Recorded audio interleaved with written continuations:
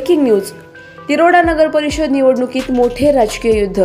खाम तलावाची जमीन विकून प्लॉटिंग। तिरोडा नगर परिषद निवडणुकीत तापणार मुद्दा। तिरोडा शहराच्या मध्यभागी असलेल्या ऐतिहासिक खाम तलावाचा मुद्दा आता आगामी तिरोडा नगर परिषद निवडणुकीत एक मोठा आणि ज्वलंत विषय बनण्याची शक्यता आहे।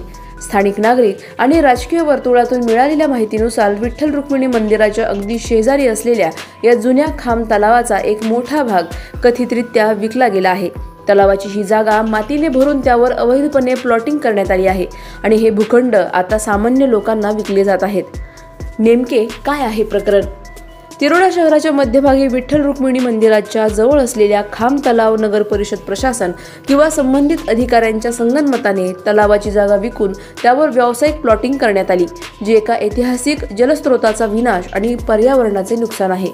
शहराच्या मध्यभागी असलेला हा तलाव नामशेष होणे नागरिकांना मान्य नाही। हे केवळ जमिनीचे तुकडे नसून शहराचा वारसा आणि पाणी साठवणुकीचा महत्त्वाचा स्रोत आहेत, असे नागरिकांचे म्हणणे आहे।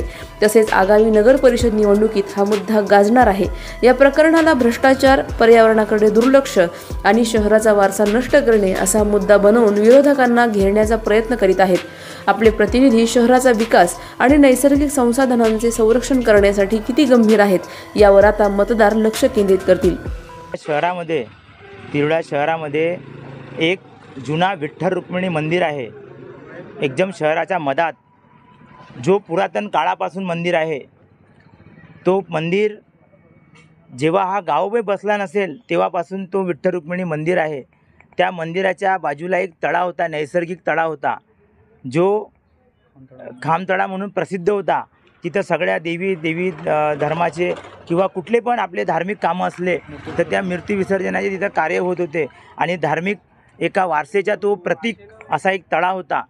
त्या तळ्याला काही आमच्या गावच्या जे जुने, आता काय म्हणणार, आता त्यांच्या कुणाचं मी नाव घेत नाही, परंतु अशा लोकांनी, भूमाफिया लोकांनी, जे गावाचे भूमाफिया लोक आहेत, त्यांनी त्या तळ्याला विकत घेतला आणि त्या तळ्याला बुजवून त्याच्यावर सगळा सरळ करून तिथं प्लॅटिंग करून ते तळा विकून टाकला।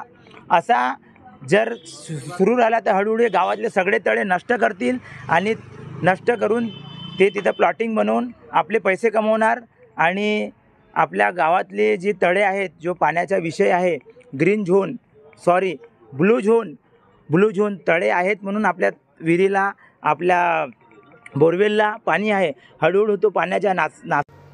प्रतिनिधी राजेश कुमार तायवाडे, गोंदिया, महाराष्ट्र।